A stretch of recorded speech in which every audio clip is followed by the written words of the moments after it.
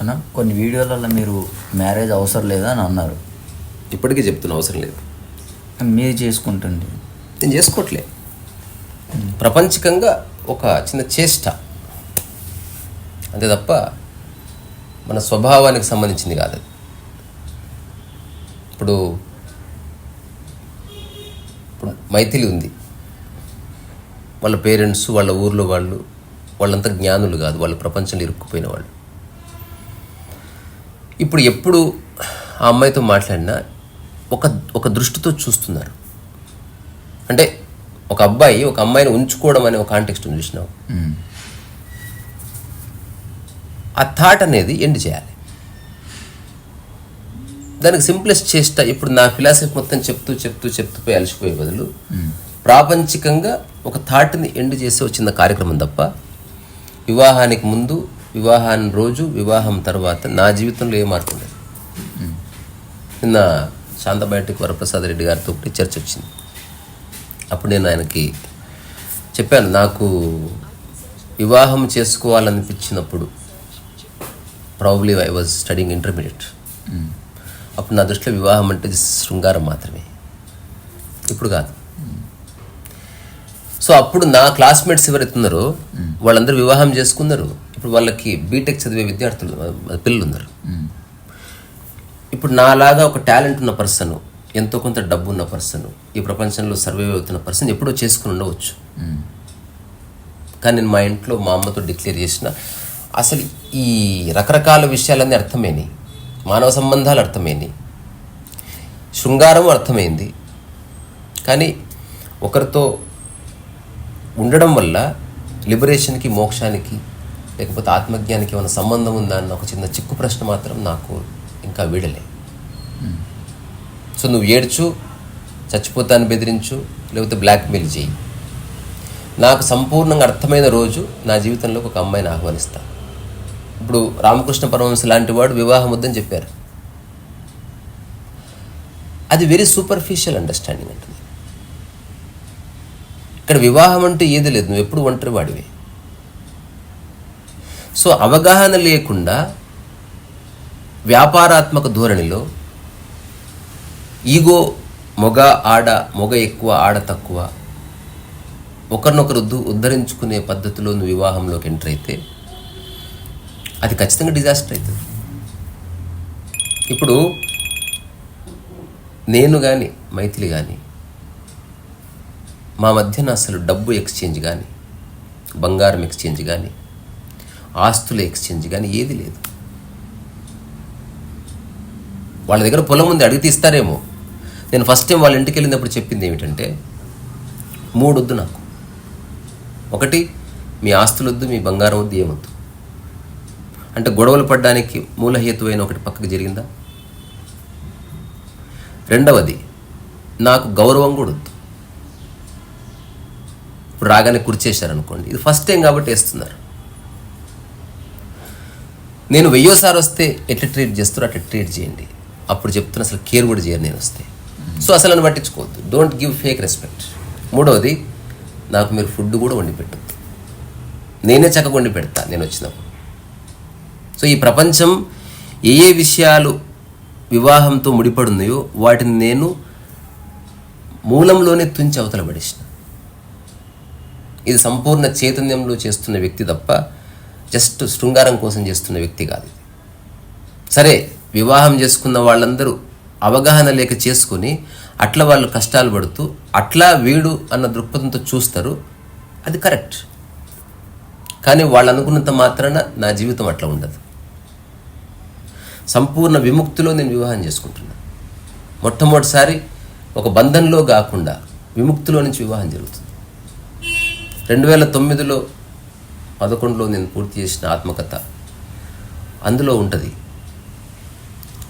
నా జీవితానికి మూలం సంపూర్ణ విముక్తిలో కదలడమే.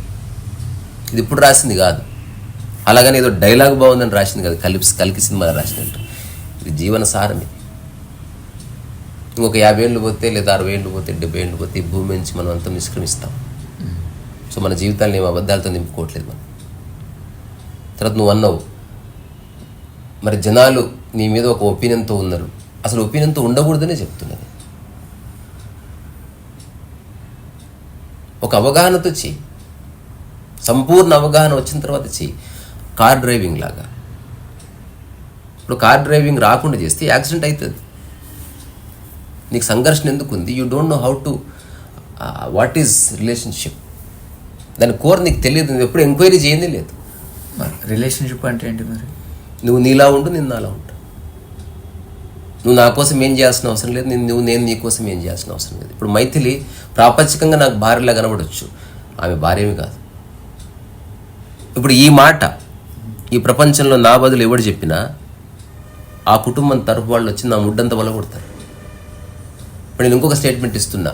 మా అమ్మెంతో మైథిలంతా, మైథిలంతో నువ్వంతా, నువ్వెంతో రోడ్డు మీద ఉన్న కుక్క అంత నాకు. అన్నిటి పట్ల నా ప్రేమ సమానం. ఏ భార్య అంగీకరించద్దాన్ని, ఏ మామ అంగీకరించడు. అందరికంటే నా కూతురు పై మెట్టు మీద ఉంది. ఈ పై మెట్టు కింది మెట్టు ఈ అసమానతలే వివాహానికి పునాది.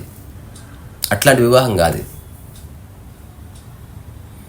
ఇద్దరు పూర్తి స్వేచ్ఛలో ఉన్న ఇండివిజువల్స్ ఎక్కువసేపు కలిసి ఉండడానికి చేసుకుంటుంది ఒక ప్రాపంచిక ఒప్పందం ఇది. ఇప్పుడు మేము సంసారం చేయడం లేదు. ఆ క్షణం నుంచి మేము పని చేయబోతున్నాం. నా పని తన పని తనది. ఇప్పుడు కలిస్తే ఒక కంపెనీ, కొన్నిసార్లు సినిమా కంపెనీ అవుతుంది.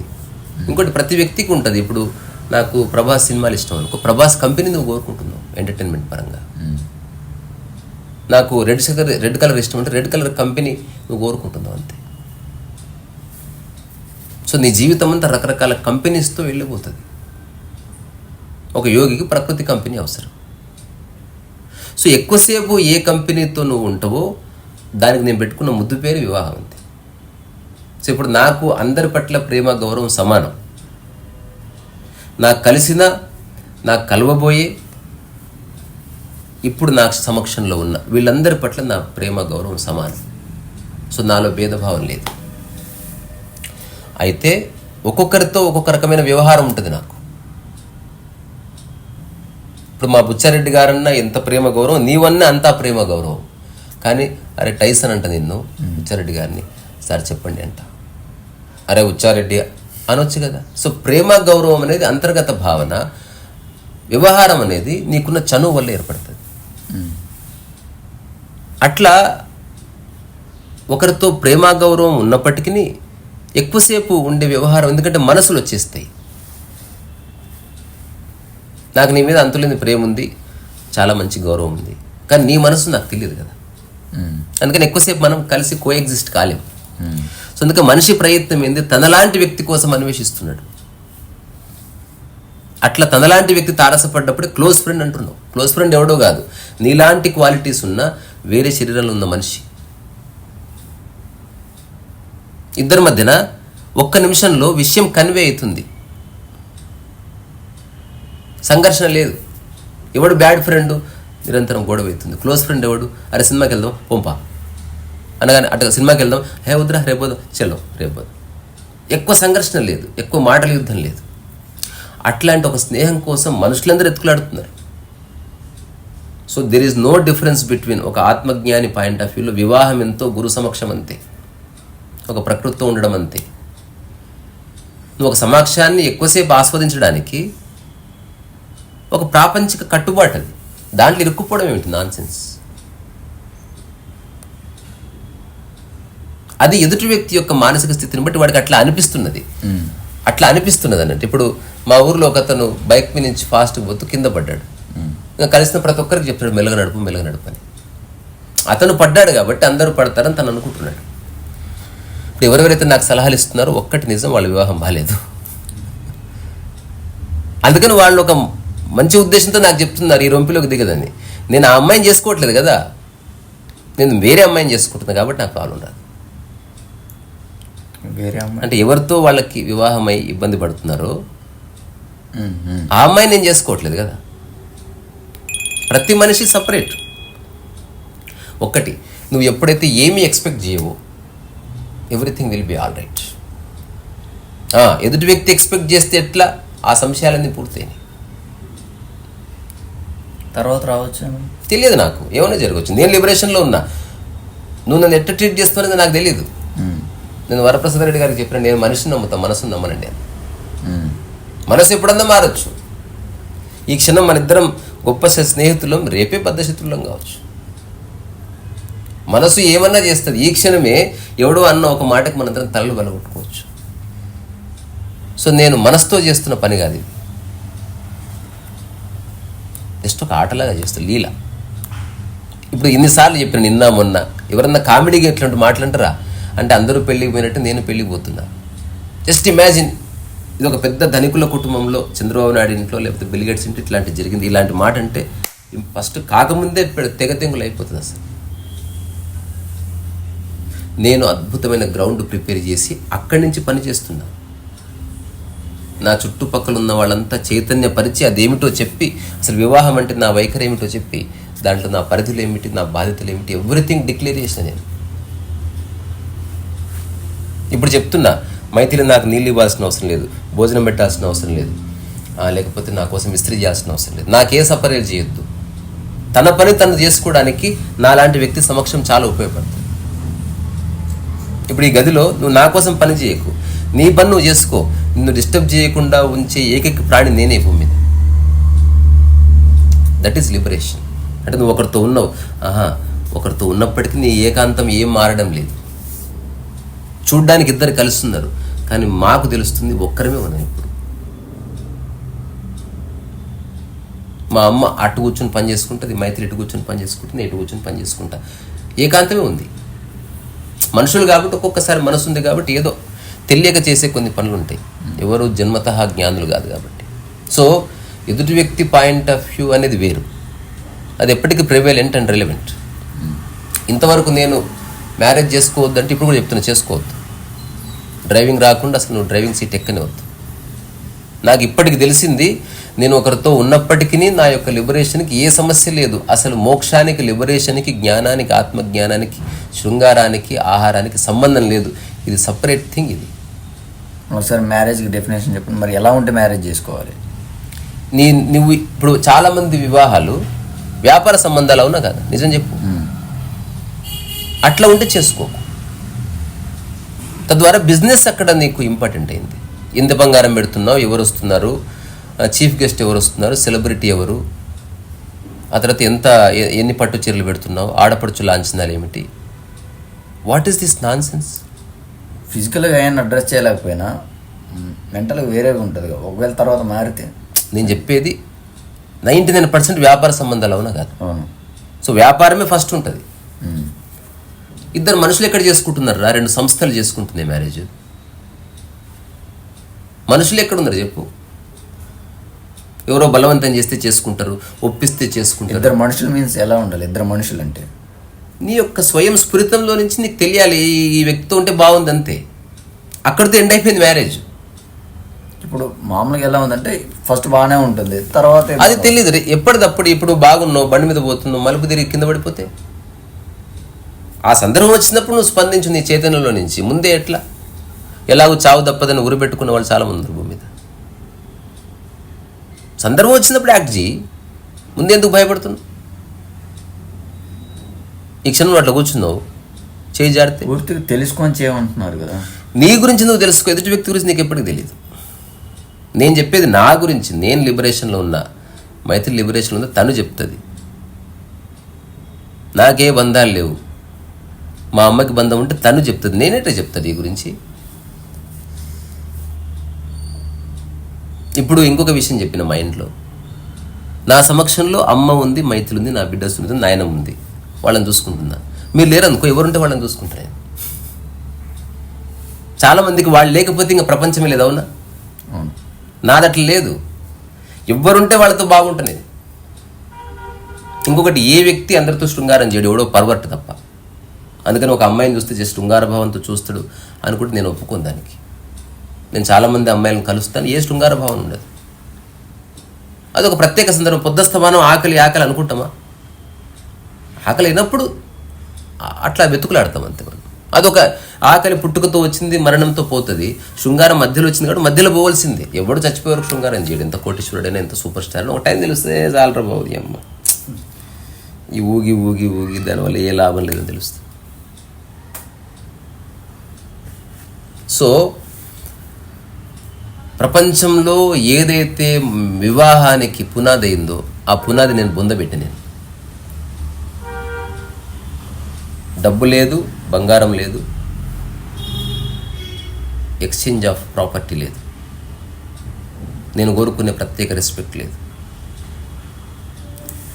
నువ్వు కూడా హరిపురం వచ్చినావు నాతో పాటు, హరి కూడా వచ్చిండు.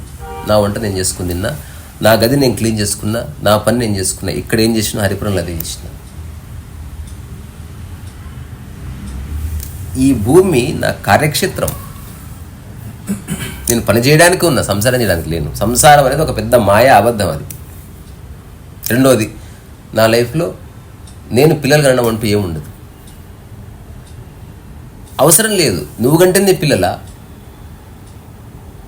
ఆల్రెడీ మంచిగా ఉన్న వాళ్ళు నీ పిల్లలు అనుకో. పోనీ పిల్లలు అనుకున్నావు, నీ సొంత పిల్లలు నీ కాడ ఉంటారా లైఫ్ అంతా? నువ్వు అన్నప్పటికీ ఉండరు కదా నీతో పాటు. ఏదో టైంలో వెళ్ళిపోతారు. లాస్ట్కి నీ జీవితం అంతా పన్నోళ్ళ చేతుల్లో వెళ్ళిపోతుంది. ఇప్పుడు డబ్బున్న ఏ ధనికుడికి వాళ్ళ పిల్లలు సేవ చేయరు, పన్నోళ్ళే సేవ చేస్తారు. నిజం. అట్లా కాకుండా నీకు అట్లాంటి ఒక భావన కలిగినప్పుడు, ఒకరు కూతురు అనిపించింది, ఒక కొడుకు అనిపించాడు, ఇప్పుడు త్రిముఖ కొడుకు నాన్న అని పిలుస్తున్నాడు. వాడు ఎవడో కూడా తెలియదు. చెప్పు బిడ్డ అంట. వాడు పెళ్ళి అంటే వచ్చేసిండు, వాడి పనులు వాడు నిర్వర్తిస్తున్నాడు. ఇప్పుడు నా చుట్టూ, నా సమక్షంలో అందరికీ తెలుసు ఇదంతా ఒక ఆట అని. దూరంగా ఉన్న వాళ్ళకి తెలుసు ఇది చాలా సీరియస్ మ్యాటర్ అని. ఏ సీరియస్ మ్యాటర్ లేదు. ఒక మంచి బూత్ ఉంది కానీ చెప్పకూడదు.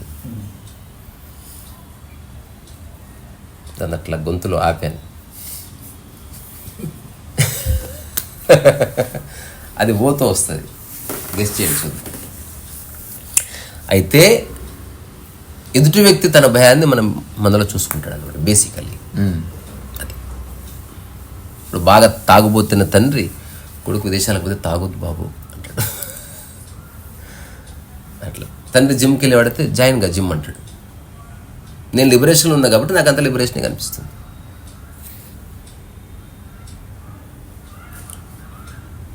ఎదుటి వ్యక్తికి అనిపించడం కరెక్టు. అయితే నేను మళ్ళీ చెప్తున్నా, నేను ఎప్పుడు నేను మ్యారేజ్ చేసుకోను అని చెప్పలే. ఒకవేళ చెప్పితే కాంటెక్స్చువల్గా చెప్పిండొచ్చు. అంటే ఎందుకు చేసుకోవద్దు అంటే, ఇట్లా వ్యాపారాత్మకమైన మ్యారేజ్ అయితే ఖచ్చితంగా వ్యాపారమే ఉంటుంది. అమ్మాయి మంచి ఉద్యోగం చేస్తుంది, పెళ్లి చేసుకున్నాం, ప్రేమ ఎక్కడిది? ఇంకా అమ్మాయి సెకండ్ రేపులే. మంచి కుటుంబంలో ఉన్న అమ్మాయి, మంచి డబ్బు ఉన్న అమ్మాయి, నువ్వు దేనికి పెళ్లి చేసుకుంటున్నావు? దేనికి తాళి కడుతున్నావు? అసలు ఈ భూమి మీద ప్రేమకు తాళి కట్టిన వాడు ఎవడు ఉన్నాడా? ఎక్కువ శాతం బంగారంకు తాళి కట్టిన వాళ్ళు, ఆస్తులకు తాళి కట్టిన వాళ్ళు, కులాలకు తాళి కట్టిన వాళ్ళు, మతాలకు తాళి కట్టిన వాళ్ళు. ఆ బంగారంతోనే తాళి కడుతున్నాము. నేను చెప్పేది పసుపు తాడు కట్టబోయి పోని. నువ్వు దేనికి వేస్తున్నావు దండ? పోని అది చెప్పు. పైసలకి వేస్తున్నావు, బంగారానికి వేస్తున్నావు, కులానికి వేస్తున్నావు, మతానికి వేస్తున్నావు. ఏ బకవాస్ హై. ఓ దందా హమ్ నై కర్తే. సో నా జీవితం, నేను చేస్తున్న ఈ చిన్న పని అస్సలు వ్యాపార వాసన లేదు, జీరో. రెండోది, నేను సంపూర్ణ స్వేచ్ఛ. మైథిలి ఏం కావాలో తను చేసుకుంటుంది, నా బిడ్డ ఏం కావాలో తను చేసుకుంటుంది, మా అమ్మ ఏం కావాలో తను చేసుకుంటుంది. నువ్వే అన్నావు పెళ్ళికి రానని, సరే అన్న, అవునా కాదు? అదర్వైజ్ నేను చెప్తా, రా రేరెస్ట్ ఈవెంట్, ఏ రేరెస్ట్ ఈవెంట్ కాదు ఇది. రెండోది మళ్ళీ చెప్తున్నా, మ్యారేజ్ ఉంది, మ్యారేజ్ డే లేదు నాకు. మళ్ళీ నెక్స్ట్ ఇయర్ మ్యారేజ్ డే, ఆ రోజు మళ్ళీ కొత్త బట్ట, ఇట్లాంటి బక్వాసులు ఏమీ లేవు. జ్ఞాపకాలే లేనప్పుడు మ్యారేజ్ డే ఏంది? Non sense. నా జీవితంలో బర్త్డే చేసుకోలేదు. సో ఒక్కసారి బర్త్డే చేద్దామని మా అన్నంటే ఓ పుచ్చకాయ తీసుకొచ్చి ఎత్తి కింద వేసిన నేను. అంటే కేక్ ఎందుకు కట్ చేయాలి? పూరి కట్టెందుకు చేయాలి? సో నో మోర్ బర్త్డేస్, బాత్ కథ. అంటే అది ఏం తలుచుకుంటే ఏం బీకినవని, నీకు టైంపాస్ కాక నీకు పని లేక ఇవన్నీ నువ్వు అనవసరం గుర్తు చేసుకుంటుంది. ఏదో నువ్వు అద్భుతమైన జన్మ తీసుకున్నావు అని, ఏదో అనుకోకుండా జరిగింది, నీ ప్రమేయం లేకుండా. దానికి నువ్వేంది డే సెలబ్రేషన్ చేసుకునేది? ఇది అనుకోని కాన్షియస్ జరుగుతుంది. కాన్షియస్ చేస్తున్నా కాబట్టి జ్ఞాపకం లేదు. ఇది మధుర జ్ఞాపకం కాదు, నా జీవితంలో చిరస్మరణీయ ఘట్టము కాదు, ఒక మెమొరబుల్ డే కాదు. అట్లాంటి నాన్ సెన్స్ ఏమి లేవు. ఇట్ ఈస్ జస్ట్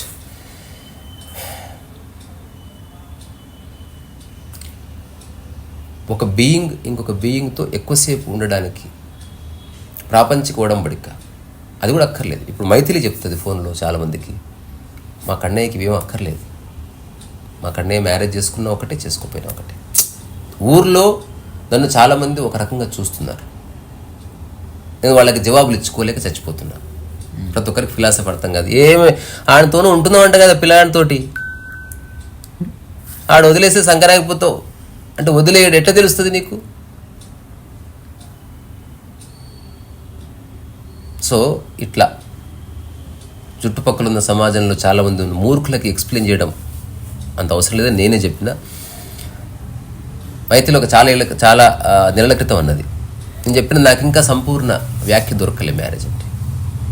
నేను దాని గురించి చూస్తున్నా. నాకు ఏ ఆవేశం లేదు. ఆవేశం ఉంటే ఎప్పుడు చేసుకుంది పెళ్ళి. ఎందుకు చేసుకుంటారా? యవనంలో ఈడు జోడు పక్క మీద అటుపట్టి దొరడానికి చేసుకుంటారు అంతే. అంతకుమించి సెక్స్ తీసి పక్కన పెట్టు, మ్యారేజ్ కన్నా విలువ ఉందా? ఇప్పుడు నేను చెప్తున్నా, సెక్స్ తీసేసినా మా మధ్యన ఒక బ్యూటిఫుల్ రిలేషన్షిప్ ఉంది. We are like kids. అరుచుకుంటాం, పాడుకుంటాం, గిల్లుకుంటాం, గిచ్చుకుంటాం, వయసు అనేది మర్చిపోయి ఆడుకుంటాం, ఇవన్నీ ఉన్నాయి. మ్యారేజ్ అంటే జస్ట్ బరువు కాదు, అది మీకున్న తప్పుడు ధారణ. పెళ్ళి వేరే, వివాహం వేరే. పెళ్ళి అనేది కులాలకి, మతాలకి, డబ్బుకి, వాటికి అవుతుంది. సో వివాహం అనేది 2 బీయింగ్స్కి అవుతుంది అంతే.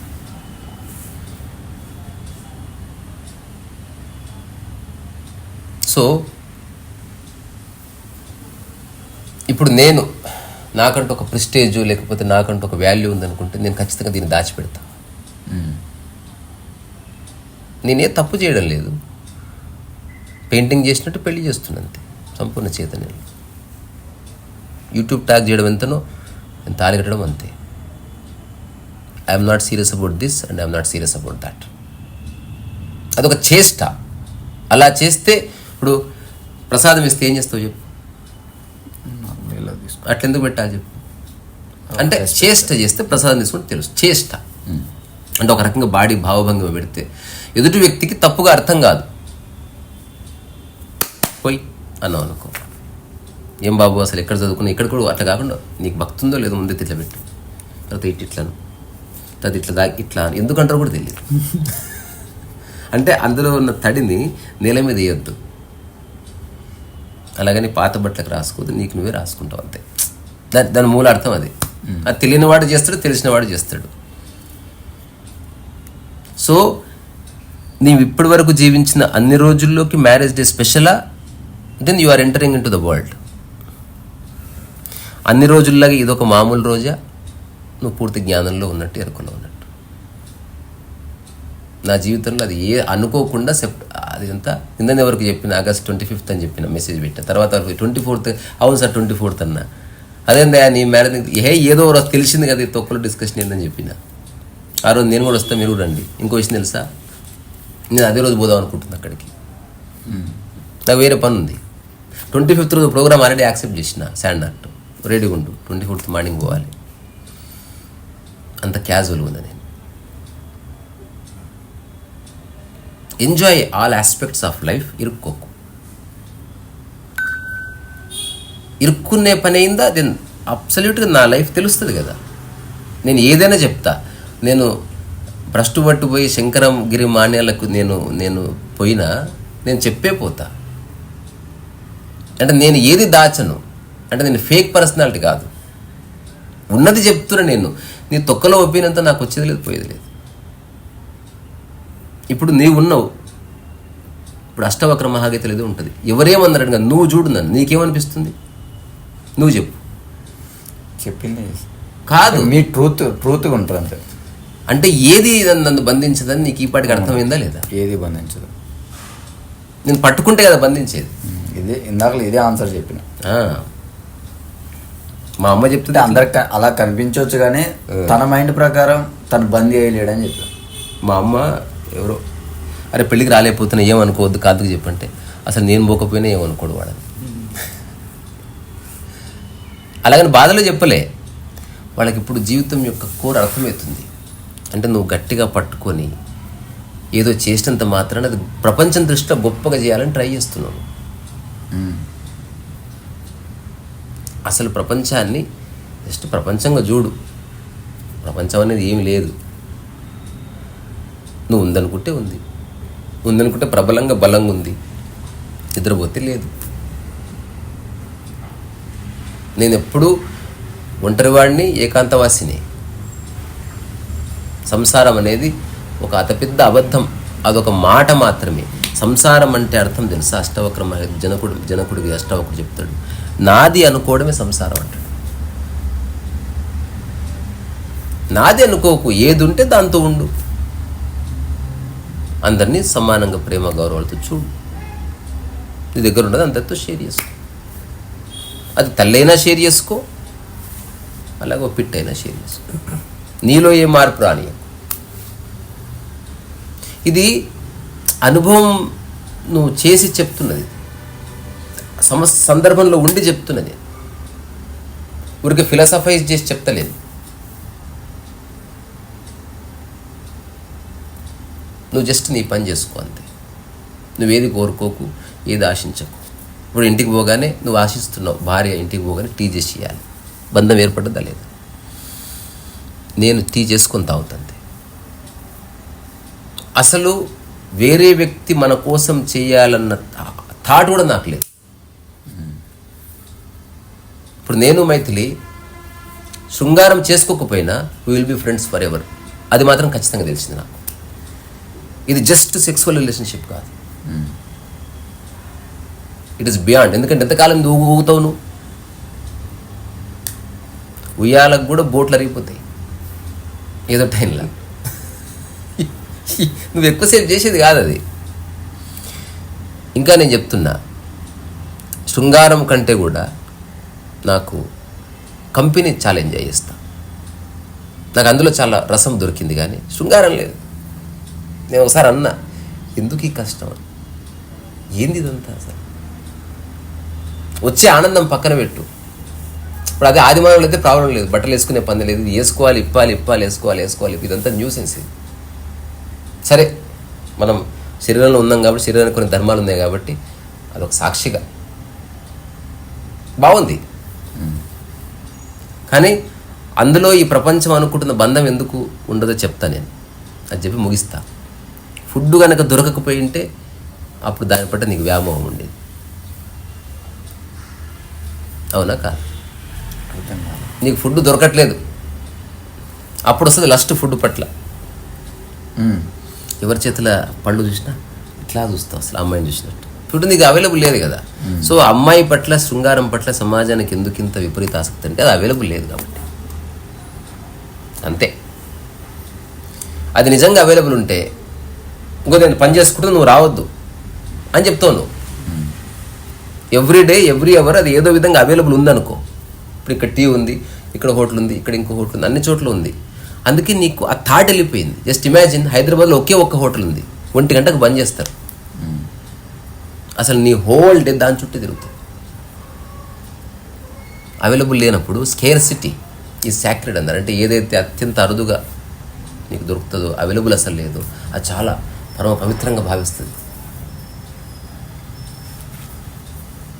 సో ఇది పవిత్ర బంధం కాదు, ఏమీ కాదు, అదంతా ప్రపంచానికి వచ్చిన తలకాయ నొప్పి. ఈ పవిత్ర బంధాలు ఎట్లా పాడైంది చూడు అసలు. ఇది జస్ట్ హ్యూమన్ టు హ్యూమన్ ఉండే బేసిక్ రిలేషన్షిప్. అది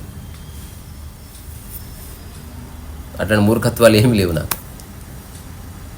సో ఈరోజు ఎలాగో, రేపు అలాగే, 24th అలాగే, 25th అలాగే. There is no change in my life. ఈరోజు బట్టలు వేసుకుంటే ఆ రోజు బట్టలు వేసుకుంటా. కొత్త బట్టలు, పాత బట్టలు ఏముంది? ఈరోజు మనం లేస్తున్నాం, కూర్చుందాం, ఆ రోజు హోమం చేస్తూ లేస్తూ కూర్చుంటాం. What is the difference? ఈరోజు భోజనం చేస్తేవి, ఆ రోజు భోజనం చేస్తేవి. నువ్వు ప్రత్యేకంగా ఒక థాట్ తెచ్చిపెట్టుకున్నావు అంతే. నేను దాని తీసి బొంద పెట్టేసిన first. I have no opinion on this worldly marriage. అదంతా వ్యాపార సంబంధం. ఇప్పుడు ఎవరెవరైతే వివాహం గురించి చెప్తున్నారో అవన్నీ వ్యాపార సంబంధాలు. లాస్ట్ మాట, అసలు ఎంత డబ్బు ఖర్చు అయింది కూడా లెక్క పెట్టుకోదని చెప్పింది మా ఇంట్లో. మా ఇంట్లో అందరు ఈ విషయంలో నిబద్ధతతో ఉన్నారు. అది తక్కువ డబ్బుతోనే చేసుకుంటున్నాం. తక్కువలో తక్కువ అన్ని అవసరాలు పూర్తి అవ్వాలంతే. అంతకుమించి హంగులకు ఆర్భటాలకు పోయేదేమీ లేదు. ఇప్పుడు నాకు కావాల్సిన ఈ ప్యాంట్లు ఎవరు కొనుక్కొచ్చారు పెళ్ళి? అంత సీరియస్గా ఉంది నేను.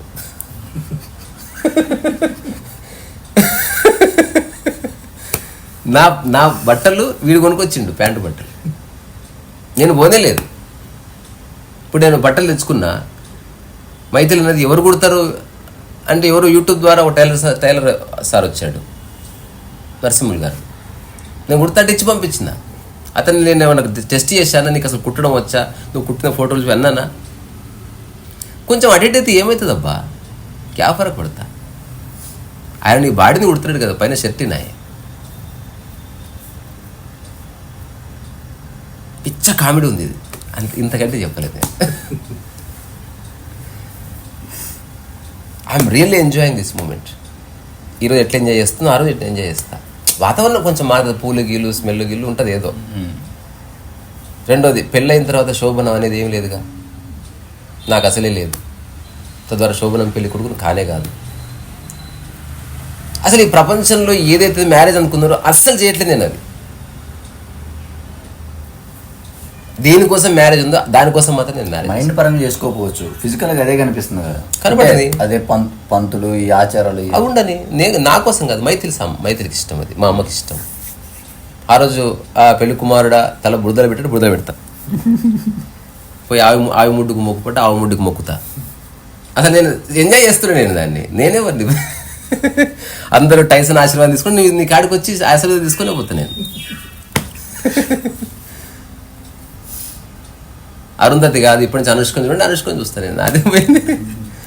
సో ఇప్పుడు నేను వివాహ వ్యవస్థను కించపరుస్తలేను. నిజమైన వివాహం జరుగుతుంది. ఇట్లా చేసుకోండి పెళ్ళి, you will be all right.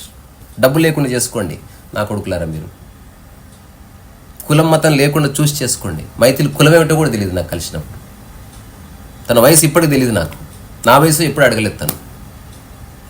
ఒక్కటి పక్కా తెలుసు, అందరం పోతాం కొంచెం అటు ఇటు. ట్రైన్ ఎక్కుతాం, దాని వయసు అడుగుతాం ఏంటి?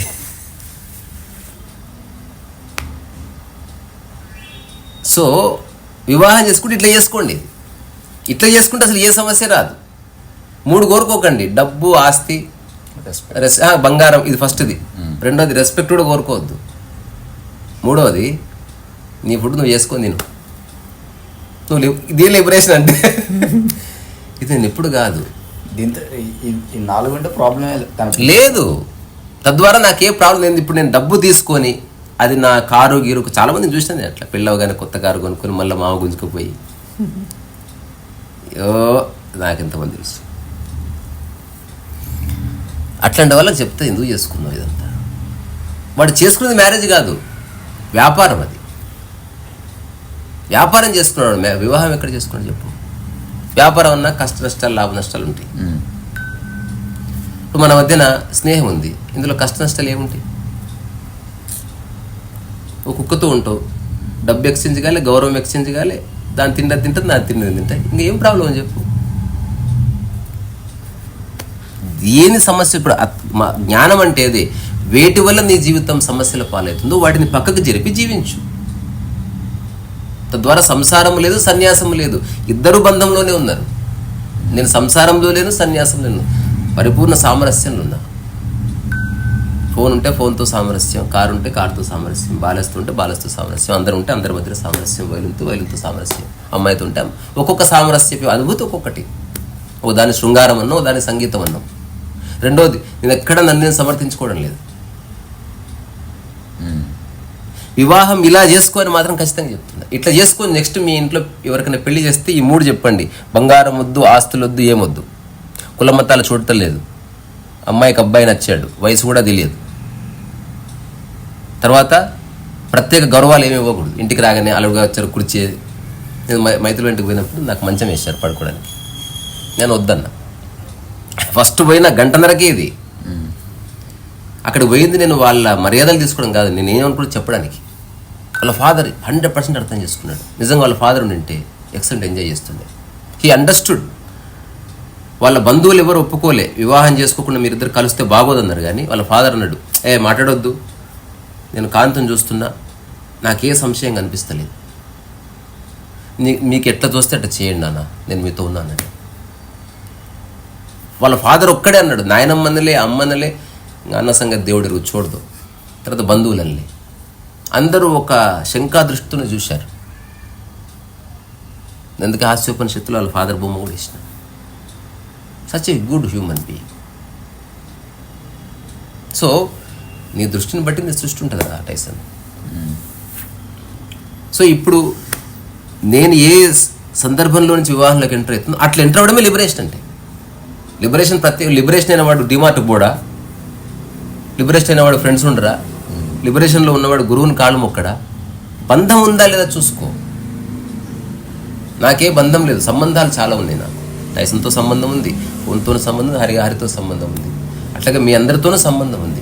కానీ ఎవరితో ఏ బంధాలు లేవు నాకు, ఇంక్లూడింగ్ మై మదర్. ఇప్పుడు ఎవడన్నా ఇట్లా యూట్యూబ్లో చెప్తాడా? పై వలిగిపోతుంది, వాళ్ళ అమ్మ చూసి రాదు. సో ఈ ప్రయోగం ఈనాటిది కాదు, చాలా కాలం క్రితం నుంచే ఈ మనసు ఏమిటి, ఈ ప్రపంచం ఏమిటి, దాని వెనుక చాలా అన్వేషణ జరిగింది. ఇప్పుడు ఇట్లా కూర్చుని ప్రశాంతంగా ఉన్నట్టు ఒక 7-8 ఏళ్ళు ప్రశాంతంగా లేను.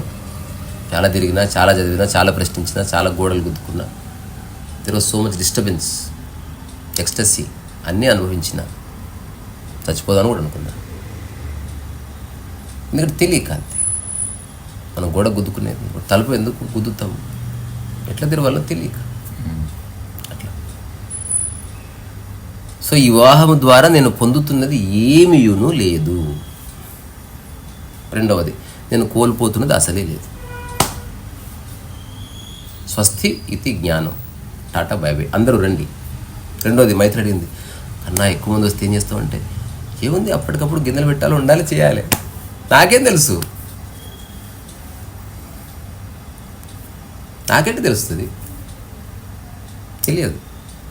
నేను చెప్తున్నా కదా, ఎట్లయితే అందరి వివాహాలకు వచ్చే, వ్యాపార సంబంధాలకు వచ్చే వాళ్ళు వ్యాపారస్తులే ఉంటారు. ఇప్పుడు మొట్టమొదటిసారి మనుషులు వస్తున్నారు వివాహానికి. నువ్వు చూడు, అన్నం అందుబాటులో లేకపోయినా అక్కడున్న ఎవరో ఒకరు, వంట మనిషి అక్కర్లేదు, ఎవరో ఒక నిర్ణయం తీసుకొని ఫుడ్ గిడ్ అరేంజ్ చేసి అందరికి పెట్టేస్తారు. ఇది ఒక అద్భుతమైన ప్రయోగం, ఇది 100% ప్రయోగం. ఆ ప్రయోగంలో నేను భాగస్వామి, మీరు భాగస్వామి. రెండోది, నేను ఎక్కడికి ఎస్కేప్ కావట్లేదు, ఇక్కడే ఉంటున్నా. నిజంగా నా వివాహం నాకు ఇబ్బంది కలిగేస్తే నేను ఎట్లా వీడియో చేసి చెప్తా, తప్పు జరిగిపోయింది ఇలా నేను చెప్తాను. అంటే నాకేం మొహం, నాకు పరువు లేదు, ప్రతిష్ట లేదు, బొంగు లేదు, ఉన్నది నేను I'm reporter, I'm reporting my life.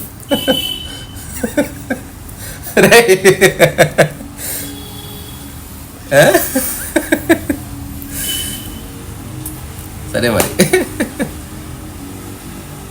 రెండోది, మీరు హాయిగా వచ్చేసేయండి. ఎంతమంది వస్తారో నాకు తెలియదు, ఎవరు వచ్చినా రాకుండా అయితే అవుతుంది.